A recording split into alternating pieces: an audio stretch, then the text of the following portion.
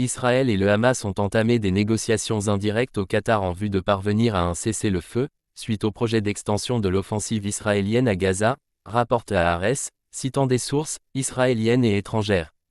Les négociations porteraient sur un cessez-le-feu de 2 mois, suivi de négociations pour une trêve permanente. Le quotidien israélien assure en outre que les États-Unis garantiraient le maintien du cessez-le-feu si un accord était conclu, et que ces garanties semblaient plus sérieuses que celles des négociations précédentes. Selon The Times of Israel, le Premier ministre israélien Benjamin Netanyahou a demandé à l'équipe de négociateurs israéliens de rester au Qatar pour le moment, une décision suscitant un optimisme prudent quant aux perspectives de progrès. Le Hamas comme Israël semble s'être assis à la table des négociations, sans conditions préalables, souligne Al Jazeera. Le ministre israélien Israël Katz a publié samedi une déclaration dans ce sens, ajoutant que les négociations visaient à trouver un accord sur les otages.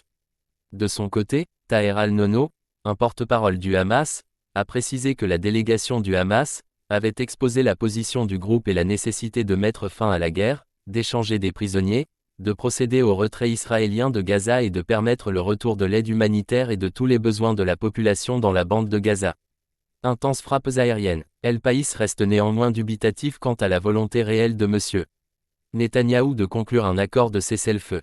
Car pour le quotidien madrilène, Israël refuse précisément de mettre fin à la guerre.